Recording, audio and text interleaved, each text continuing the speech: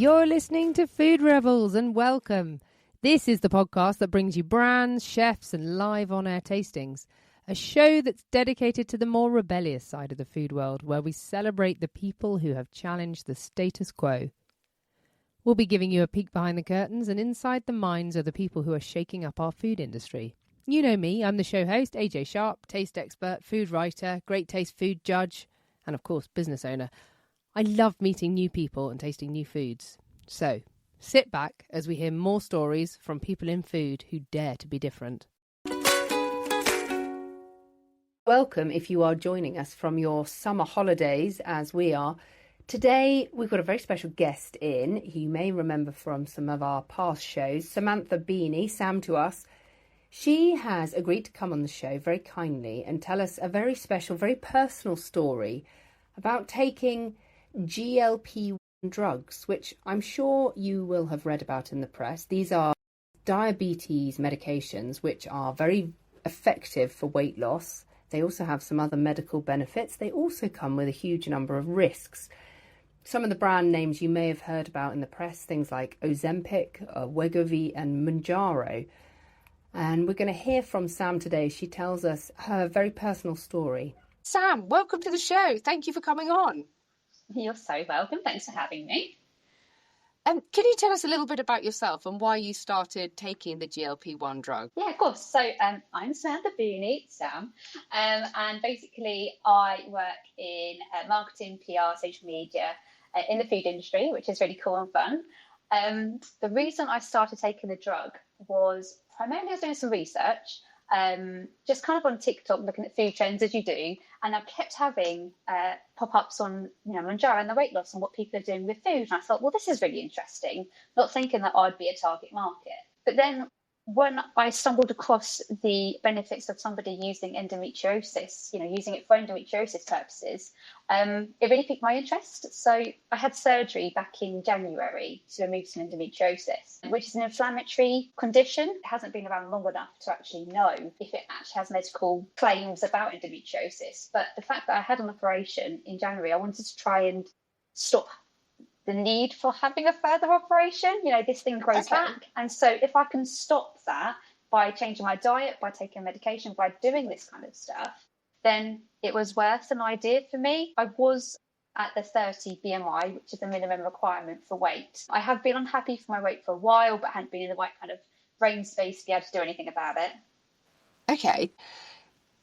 So primarily, you took this drug not just because you wanted to lose weight, because I think there's a lot of misinformation that it's just people who have a very high BMI who want to lose weight, who've struggled, but actually this was for a medical condition as well. Yeah, absolutely. Like I say, it's not backed by science at the moment. There's not enough case studies about it, but it's an anti-inflammatory drug which could help my inflammatory condition. So it was definitely something that made me consider it. That's really interesting. There was links to endometriosis, and it was worth me exploring just to make sure that I wasn't out of action for X amount of weeks to have another surgery. So, yeah. Okay. Well, I want to dive more into that, but can you tell us how long, which medication were you on? How long were you on it for? So I decided to go on to Monjaro, and I was planning to be on it for as long as I needed to, but I only actually stayed on it for 3 months. Primarily because the weight loss was great. I lost 2 stone in 3 months. Wow, 2 stone in 3 months. That's insane. It's incredible. But actually, I didn't want to lose any more in my brain. I know this kind of stuff can be really addictive. And I do have a bit of an addictive personality. So I was trying to be very mindful and conscious that I'm going to take the drug until I know that I'm in a better position. I'm fitter than where I was. I wanted to be able to fit into a size 10 comfortably. That was my goal. And I didn't want to be one of the people who just carried on taking it for the sake of taking it. And it might be an interesting fact now or maybe later on in the conversation, but it was actually part of the decision as to why I came off of it completely. That's really interesting. So I want to just talk about the actual medication itself. So I don't really know very much about this. I understand is it a needle? How does it work? How often do you have to take it, and how do you physically take it? So it's a bit mad. You literally have a delivery in the post, or that's the way that I opted to do it. I used an online pharmacy rather than Boots or somewhere you could walk in. So the online pharmacy sends you a package, which is refrigerated, and you store it in the fridge, and you basically get a pen. And this pen holds 4 doses. So it's a 1 month supply, and you inject yourself once a week. You inject yourself. How was that? Well, you feel a bit like a nurse, really. You have to attach a new needle each time. So you get a sanitizing wipe. And so it's actually quite medical. It's more than you anticipate, for a weight loss kind of option or something. It was more than I expected. So yeah, you have to kind of take a needle out of a sterile kind of container. You have to wipe where you're about to pierce it in. You have to attach it, and you get a sharps box to dispose of it after. At first, the idea of injecting myself was a lot, and I really didn't like it. And the very first time I hesitated and had to be like, come on, Sam, you can do this. Like 1, 2, 3. God, I still can't do it. But you have to I had to really psych myself up. Actually, in the end, you don't feel it. If you pop it in fast, and then you have to count to 5 as you're like injecting the kind of medicine in. You don't actually feel it, but they give you guides as where you can do it. You can do it on your stomach, you can do it at the top of your leg, you can do it in your arm. I've never did my arm because I really didn't like the idea of that at all. It felt too much like a real injection. Maybe that's a weird thing to say. So I normally stuck to like my stomach area or my thigh. Okay, so they're probably quite low sensitivity areas in terms of like sensations. That's really interesting. So I guess, was the needle very small or very fine? So it doesn't very fine and very small. Yes, right. Exactly that. And so you said you did it once a week, and talk us through that. So you've taken it, did you take it in the morning or the evening? And then how did that make you feel over the course of the week? Was it the same every day? So I decided to take it before bed, mainly because to begin with, when I was reading different kind of advice, I was trying to go into it open-minded with as much research as I could for a limited drug that's been out for not a lot of time. So the research said that sometimes you can feel nauseous. So I thought I'd rather feel that before bed and go to sleep it off, rather than try and put up with that all day. So I used to take mine about 9 o'clock on a Tuesday night. So I'd inject the medicine. The next morning I'd wake up, and it's the weirdest thing in the world. You just don't feel hungry. There is no indication, there's no signs, there's nothing that no prompts to tell you to eat. It is the absolute most bonkers thing in the world, because normally you get hungry, right? It's normal people, yeah. Human nature, you get hungry. There was none of that. In the morning. So, yeah. Force myself to eat. I literally have to force myself to eat something. I was very lucky. I think symptoms are very different, for everybody, or side effects, should I say. That was the main side effect that I had. I did not experience hunger at all. I felt maybe a bit nauseous, just like a very faint, constant nauseousness. Not that I ever felt like I was going to be sick, but just throughout the whole course of it, I felt a bit sick. The other thing that I experienced was I felt like I lost my sparkle. Now, I'm undiagnosed ADHD, but I'm a pretty sparkly person. I have a bit of a sparkle to me, but I just felt like I lost that. And I don't know if it was the fatigue or tiredness that I experienced, but I just felt a bit flat.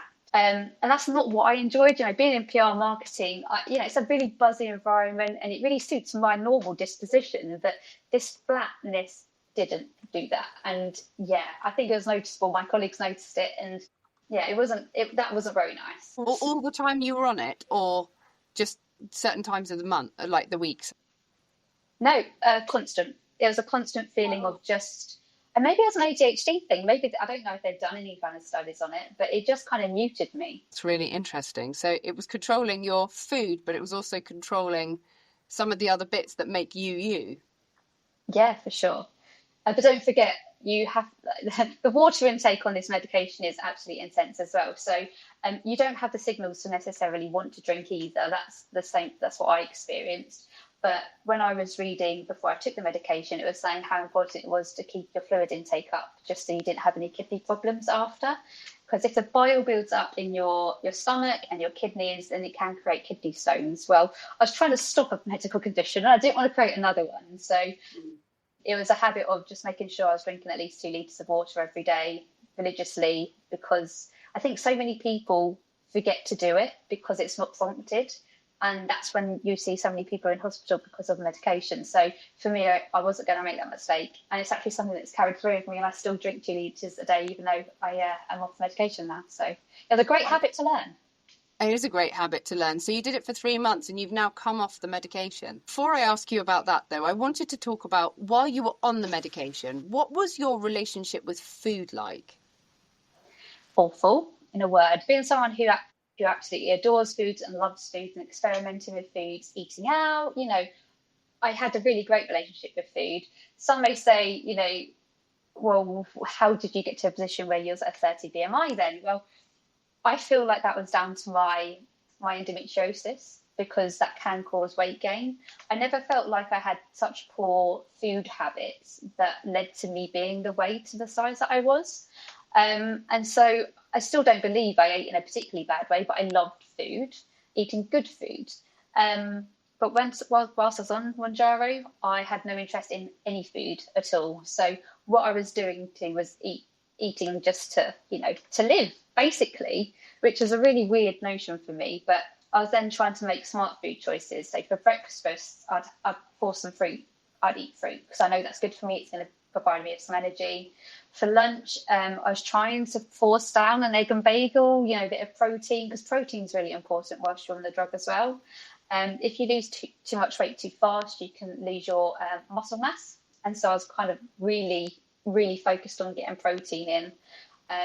If I really couldn't face eating that, I'd maybe have a protein shake or a protein bar. But I can really see why protein is being sold and, everywhere, because people on the drug are actively looking for that. So protein is what I was going for too. Oh, that's interesting. So presumably, if you're hardly eating any food at all, you've got to be really careful that the food that you are eating is actually really high in nutrients and vitamins. And I mean, do people ever get sort of malnourished on the drug? I'd Is that imagine so. And that is why I believe people were in hospital. Again, I'm not a medical professional, but when people weren't eating and drinking and still taking the drug, that's when they was having their kidney issues. So yes, I believe that is the case. Yeah. it's nuts? Um, and was there any other kind of unexpected side effects of it that, did you sleep okay on it? Did you get any of the kind of, because if I suppose if you are being treated for a condition that's diabetes related, or is diabetes, sorry, but you don't have diabetes, like, did you get any kind of sugar rushes or the opposite where you felt really, really tired because you didn't have enough sugar or anything like that? Tiredness was key for sure. I did feel a kind of fatigue, tiredness, especially near the end of the day. Yeah, I do remember feeling really tired, and that's when you'd normally want to eat or, to give yourself some energy, but there was no inclination or want to do that. Or, yeah, I avoided the sugary and the bad foods because I thought, well, if I'm going to give myself some nourishment with food, I'm not going to make it bad. But because of that, I don't feel like I had any bad side effects from it. I had normal, regular activities that I was completing without any problems. The main two side effects for me was the tiredness and the slight feeling of being nauseous. Yeah, interesting. The slight feeling of nauseousness was the reason that I gave up the drug because I couldn't. I just couldn't anymore. I didn't like feeling nauseous. I wanted to feel hunger again. I wanted to be able to enjoy some foods again. And I'd got to the size where I felt like my body was in a better place to be able to deal with, less inflammation. Like I felt like my endometriosis, I'd be able to control it at this. It's just amazing. And you're feeling great on it. Like now you've come off the drug, you've got so much more energy and feeling good. Yes, but there are some side effects from being on the drug. So I feel great about myself. I feel happy in my body, which is the first time I felt in a very long time. And I feel like I'm in a good place to now build on this because I don't want to be one of these people who now puts lots of weight back on again because that's completely the opposite of what I want. But what I'm experiencing at the moment is that I can't eat fatty foods. My husband and I used to really enjoy takeaways, not every day, but once or twice a week, possibly, depending on how exhausted we are with the children. When I had a McDonald's a couple of weeks ago, sorry, other brands are available, I literally was awake for about 4 hours in the middle of the night with horrible indigestion. Now, I don't suffer with indigestion. I've never had indigestion before because apparently I thought I was going to die, thought I was having a heart attack. Honestly, it sounds so ridiculous now. But honestly, my chest was so tight. I could feel my heart pounding. and it was like just a pain in my stomach and in the back of my ribs. I didn't tie the two together to begin with. And then it was a couple of weeks later, maybe 2 or 3 weeks later, was going to enjoy a Chinese. And I had a Chinese, and again, the very same thing happened. So now I cannot, even if I want to, enjoy a takeaway which is particularly fatty, because it now does not like my body. I know. That is insane. I mean, that sounds like a good side effect, but I don't know what would cause that. I believe it's to do, I think it's called gastritis or something similar to that, where it's to do with the acid levels in your stomach and your kidneys. And so basically, where I haven't had it for so long, it doesn't work. It doesn't like it. It can't process it, and it gives me indigestion. So it's amazing. In one way, it's amazing, because now if my husband has a McDonald's on a Friday with my kids after football, I will not let myself partake in that, because I don't want to be up for 4 hours. So I end up making myself, a nice, easy dinner. The bad thing about it is, when I went to a concert in Wembley last week and all there was about was street food, I was thinking, oh God, what do I do now? Because I have limited options about what I can eat. And if I do eat any of this stuff, I'm going to get really bad indigestion. So, life, it's hard, but for my health, it's great. Yeah. Why did you decide to come off it? Was it, I mean, you did say earlier that you'd got to the size you wanted to be at and you didn't want to keep going. Was that the main reason you'd come off it? That is primarily I got to a weight where I was like, I feel like I'm healthy for my height, because I don't really believe in BMI. I don't feel like it's fair reflection on people who Yeah, I are agree. particularly short.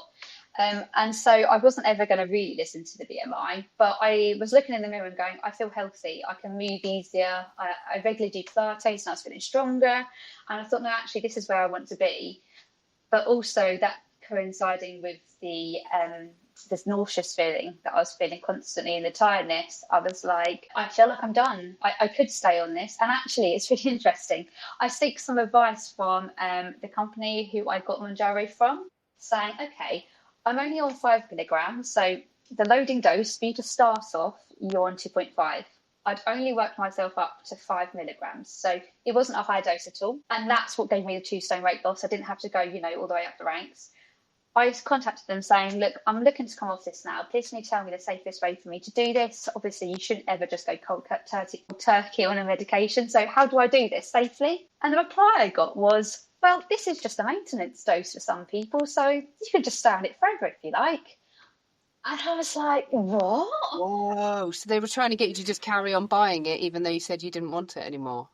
Well, I think for some people, maybe if they had gone to higher doses, going back down to 5 milligrams would have been fine for them, because I do believe you plateau at some point. But I wasn't plateauing. I've lost 2 stone. I don't want to lose any more weight. And I'd like a safe exit route, please. And they wasn't able to give me one. So That's that's why I feel like there's a lack of knowledge there for some people who are similar to me, maybe, who didn't go particularly high up to the levels of medication. What I decided to do in the end was to skip a week of medication, do it the next week. So I did it every fortnight rather than every week. But I only did that for 1 week in the end, because on that second week where I hadn't had the medication, I wasn't noticing huge cravings. Because that's the things to look out for. If you'll start planning food again, you're going to put weight back on again. So I was actually being really strict for myself, still drinking my 2 litres of water, and so I just skipped 1 week, took it the second week, and then I've been off it ever since. amazing. Gosh, it's so nutty, isn't it? The whole idea of it. And how do you feel now? I mean, one of the kind of concerns that you read about in the press is that people are talking about how once you come off it, that all the weight comes straight back on again. Is that a real concern for you? It doesn't sound like it. It sounds like you're very in control of it all. Well, I must have been off it for about 3 months now, I would say 2, 3 months. And what I have gained and what I've learned is the importance of water in your diet, because even if I'm not taking the medication, my body needs it. And I was probably just drinking tea or coffee every day. I was just that kind of gal. But yeah, I now religiously still drink 2 litres of water, and I'm being conscious of what I eat. Especially, obviously, I can't eat the fatty foods because of the indigestion, but it's forcing me to make better decisions, which is amazing. My taste buds have completely changed. So beforehand, I was the sweetest of sweet tooths. I could eat anything and nothing would be too sweet. Anything else, like, oh, that's too. No, that wasn't me. I would be able to eat everything twice. I now can't have some food and drink because it's just too sweet. And I just really wasn't expecting that. And it's not even the sweetest of sweet stuff. This could just be like a functional drink, for example. I enjoy functional drinks. And some of them are too sweet for me now. And it just absolutely boggles my brain that I'm now that person. That's amazing. I would love to be that person. I'm the like I do have a sweet tooth. Not all the time, but I love, a naughty piece of fudge or something like that. Yeah, just Chocolate can't or touch it. I just can't. really And the can't. other, I really can't. It just has no interest to me. Whereas before, after dinner, I'd have to have something sweet. That was my routine. But that's just not appealing to me now. But That's it's really interesting. Since being off the drug as well, I've never been able to lose weight without being on a weight loss plan. Does that make sense? Like I'd have had to follow like a Weight Watchers, or I'd have to be, making sure I'm doing regular exercise. I actually lost 2 further pounds from just eating healthier. Well, it's not what I wanted. It wasn't what I was expecting. I was just leading my normal life, and I was just hoping not to now put the weight back on. So I don't weigh myself religiously every day, but I pop myself on the scales maybe, for a couple of weeks ago, every couple of weeks. And I've lost 2 pounds, and it was shocking to me. And I think that's down to the water. Just having lots of water in my system, just making sure that it's helping me, digest my food and stuff. And the fact that I'm not able to have takeaways means that I'm not putting weight on. But I thought I'd just maintain, but I'd actually lost 2 pounds, which was that is fun and incredible. insane. Yeah. And going back to your endometriosis, I'm sorry you suffer from that. It's a horrible condition. How has that been since then, since taking the drug? How's that been affected? It's really hard. With endometriosis, there's not one symptom. It's just a collection of symptoms that most people experience anyway. So one of them can be fatigue. And I feel less tired than when I was on the drug. Do I feel tired? Well, it's hard to know how tired you feel. I definitely don't feel fatigued. I remember when I was on endometriosis, I'd get to about 3 o'clock and struggle to even move my body to do kids' dinners and stuff. So I feel like that's at bay. It's like different kind of pains and different bits and pieces, which nobody on the podcast wants to hear. But I haven't noticed any significant symptoms. But as I say, with endometriosis, it's really hard to tell, and they can only tell by literally blowing you up like a balloon and looking inside to see if it's going back. So at the moment, I'm not feeling the need to go to the surgeon and say I feel like it's come back. So I feel like, fingers crossed, things are fine. Yeah, it sounds really, gosh, it's just amazing, isn't it? So I mean, for the majority of this, it's a very positive story, isn't it? I feel like GLP-1, if people and consumers are up to date with the latest health kind of recommendations, they follow the steps of drinking 2 litres of water and making sure you are eating. I feel, in my opinion, for me, my experience was it was a safe experience, and I absolutely do not regret doing it.